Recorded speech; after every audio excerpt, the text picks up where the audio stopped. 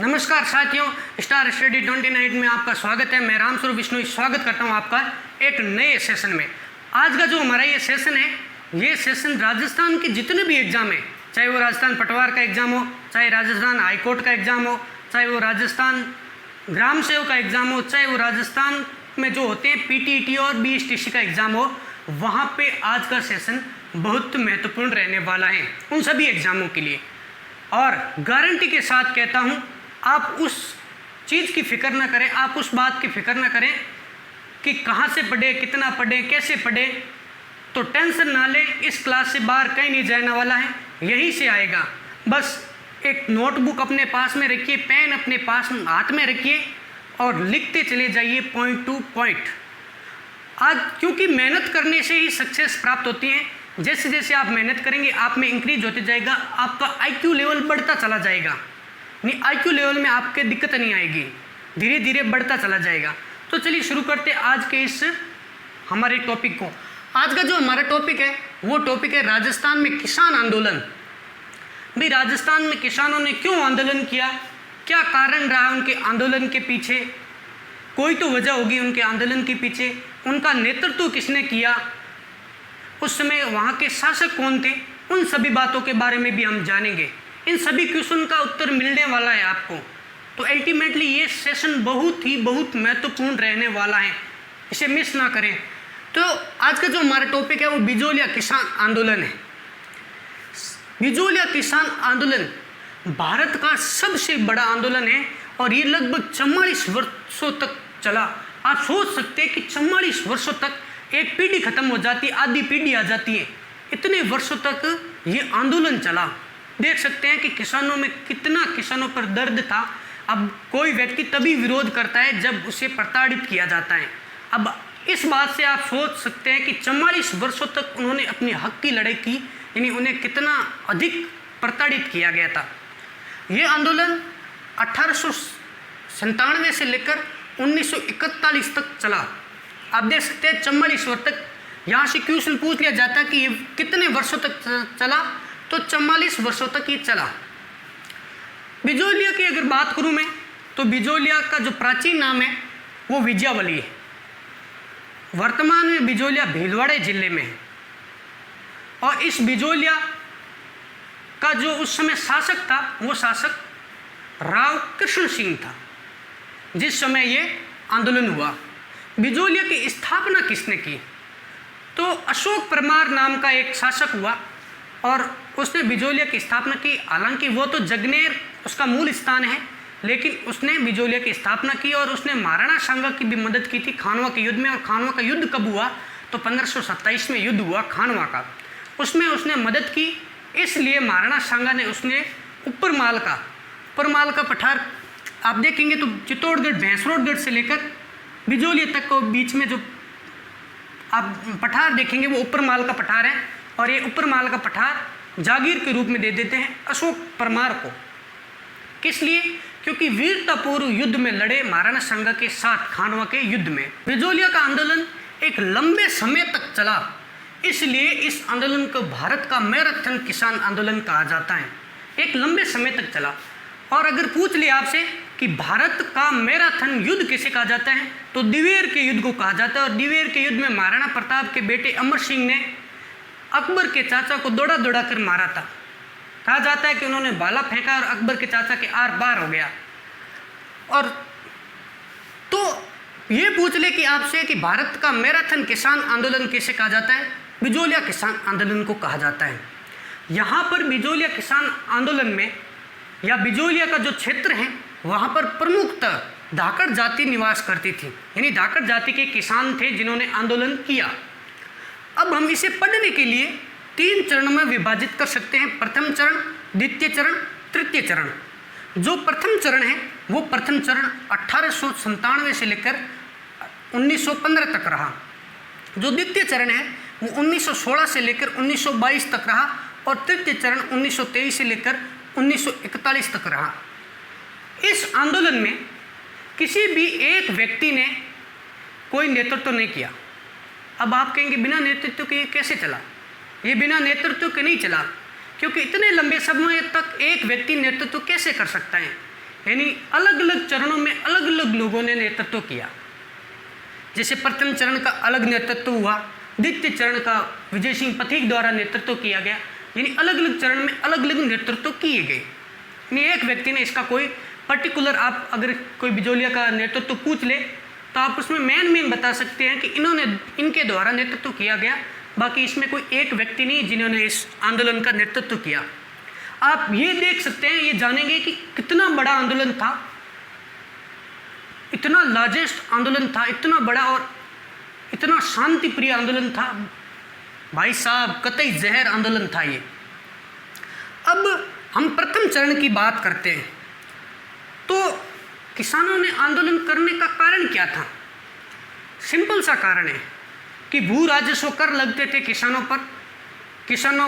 पर जो कर नहीं दे पाता था, यानी भूमि पर लगान लगाया जाता था कि आप जो किसानी कर रहे हैं जिससे जो फसल पैदा होगी वो राज्य को देंगे, यानी आप जागीरदारों को देंगे। और उस समय जो जागीरदार थे वो कृष्ण सिंह थे, राव कृष्ण सिंह।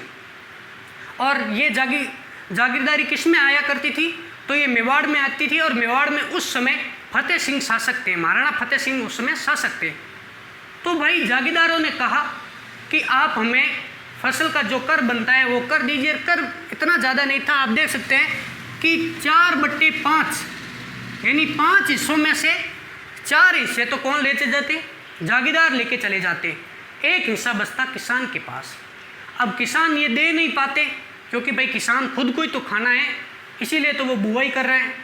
नहीं दे पाते तो उन्हें ज़बरदस्ती पकड़ के ले जाते, फ्री में काम करवाते, यानी बेट बेगार, कोई पैसा नहीं, किसी भी प्रकार का कोई धन नहीं, फ्री में काम करवाया। टाइम से रोटी खाना भोजन मिले या ना मिले उसकी भी कोई गारंटी नहीं है। जागीरदारों द्वारा ये किया जाता था। और कारण क्या रहे? तो भाई कारण और ये भी रहा कि सबसे बड़ा कारण तो ये कि कर बढ़ा दिए गए। दूसरा क्या कि यहाँ पे बेट बेगार फंस गई, इसलिए अगर कोई भी कर देना भी चाहता है तो वो साहूकारों के चंगल में फंसने लग गया। और जिसने अगर कर नहीं भी दिया है तो उसे भूमि से बेदखल कर दिया गया कि यानी आप यहाँ से अब खेती नहीं कर सकते, यहाँ पे खेती नहीं कर सकते, हमारे राज्य में आप खेती नहीं कर सकते, ये जागीरदारों द्वारा कह दिया गया। तो इसलिए किसानों ने विरोध किया, और विरोध करते हुए 1897 में सर्वप्रथम गंगाराम धाकड़ नाम का एक व्यक्ति था, जिसके पिता की मृत्यु के बाद उसके मृत्यु भोज में सभी लोग इकट्ठे हुए। पहले होता ये था कि अभी नहीं होते हैं, पहले जब मृत्यु भोज हुआ करते थे, अभी तो मृत्यु भोज सरकार ने प्रतिबंध कर रखे हैं, लेकिन होते हैं, अभी गांव में होते हैं। लेकिन पहले उस समय जब मृत्यु भोज हुआ करते थे तो एक तो 84 खेड़ा हुआ करता, यानी 84 गांव भोजन में आते, एक अपने इलाके को बुलाते और एक अपने गांव को बुलाया करते थे। तो लगभग यहाँ पे बहुत बड़ा मृत्यु भोज था और यहाँ पर लोग इकट्ठा हुए। कहाँ पर इकट्ठा हुए?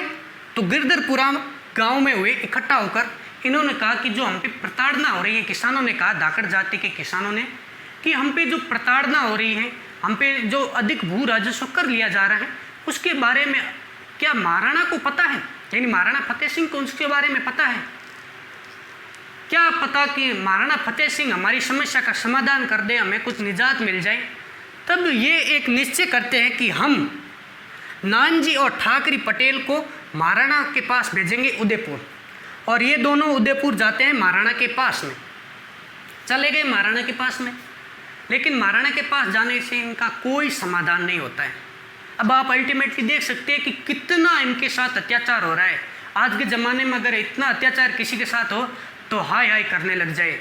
वैसे ही कुछ राजनेता वैसे ही फूंक रहे हैं, आग में घी डालने का काम करते हैं, हमेशा ऐसे करते हैं। उनको अपनी राजधानी चमकाने के लिए कुछ तो कुछ करना पड़ता है। लेकिन अब आप देख सकते हैं कि महाराणा के पास शिकायत लेके गए, फिर भी कुछ नहीं हुआ, महाराणा ने कोई कार्रवाई नहीं की। इतने से नहीं हुआ, अभी तो घटना बाकी है। अब हुआ ये कि जब कृष्ण सिंह को ये पता चला कि ये लोग महाराणा के पास गए हैं, तो कृष्ण सिंह ने कर तो बढ़े सो बढ़े, राजस्व कर बढ़े, उसकी तो टेंशन छोड़ो, एक कर और लगा दिया, एक कर और लगा दिया, चौरी कर। ये चौरी कर क्या हुआ करता था? तो किसी के घर में अगर विवाह है, यानी लड़की का विवाह कर रहे हैं, तो उसे एक निश्चित राशि जागीरदार को देनी पड़ती थी। अब इस समय निश्चित राशि कितनी थी? तो 5 रुपये। आज के ज़माने में 5 रुपये कम है, लेकिन उस समय में 5 रुपये आज के 5 लाख रुपए जितने हैं। तो ये एक कर और लगा दिया गया। अब वैसे ही पहले से बेहाल थे और किसानों के हालात जर्जर होते चले गए, किसान और नीचे दबते चले गए। तब किसानों ने अब कहा कि मरना ही है, वैसे ही अगर हम कर नहीं दे पाए तो वैसे ही हमें अपनी ज़मीनों से बेदखल कर दिया जाएगा, हमारे ऊपर नाना प्रकार के कानून थोपे जाएंगे, हमारे साथ मारपीट की जाएगी, हमें जेलों में डाले जाएगा। इससे अच्छा है कि हम सभी मिलकर आंदोलन करें। तो सभी किसान मिलकर आंदोलन करते हैं और किसानों ने अपनी बेटियों का विवाह करवाना छोड़ दिया और महाराणा के पास गए, माफ़ कीजिएगा कि जागीरदारों के पास गए और कहा कि हमारे पास पैसे नहीं हैं, इसलिए हम अपनी कुंवारी बेटियों का विवाह नहीं कर पा रहे हैं। और ज़मीनें बोनी छोड़ दी कि हम ज़मीन बोएंगे ही नहीं तो आप हमसे कर कहाँ से लेंगे, हम अपनी बेटी का विवाह ही नहीं कराएंगे तो आप हमसे चंवरी कर कैसे लेंगे, चंवरी कर ले ही नहीं पाएंगे, हम विवाह ही नहीं कराएंगे, कहाँ से लेंगे। तो इस तरह एक उग्र विरोध उत्पन्न होने लगा। जब उग्र विरोध देखकर कृष्ण सिंह जी ने यह देखा कि अब मामला गड़बड़ होता जा रहा है, अगर ऐसा ही चलता रहा तो मुझे ये यहाँ से उखाड़ के फेंक देंगे, भाई जनता है, जनता जनार्दन कुछ भी कर सकती है। तो कृष्ण सिंह जी को डर लग गया कि भाई अगर जनता विरोध में आ गई तो मेरी तो खटिया खड़ी हो जाएगी। तब इन्होंने कुछ राहत दी, यानी कर को आधा कर दिया, लगभग 2/5 कर दिया, जो फसल कर था 2/5 कर दिया, यानी कि अब जागीरदार 2 ही हिस्सा लेंगे और किसानों के पास 3 हिस्सा किसानों के पास रह जाएगा। और इस चंवरी कर को बंद कर दिया गया कि आज के बाद हम इस चंवरी कर को नहीं लेंगे। किसान खुश हुए कि भाई अच्छा है, भू राजस्व कम हो गया, चंवरी कर समाप्त हो गया, मज़े से अपना काम करना स्टार्ट कर दिया, खेती करना स्टार्ट कर दिया और अपनी बेटियों का विवाह करना प्रारंभ कर दिया। लेकिन ये मज़ा इनका काफ़ी दिनों तक चला नहीं, क्योंकि इसी बीच कृष्ण सिंह जी की मृत्यु हो जाती है और कृष्ण सिंह जी की मृत्यु होते ही इनके उल्टी गिनती प्रारंभ हो जाती है फिर से।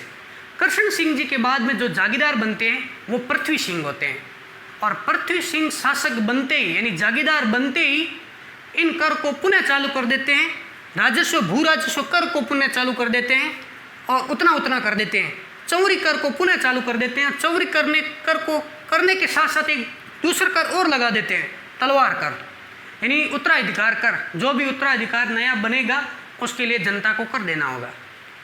अब लो, किसानों के हालात पहले से बदतर थे और बदतर हुए, अब तो किसान मरने पे आ गए, यानी किसानों के पास हालात खस्ते हो गए।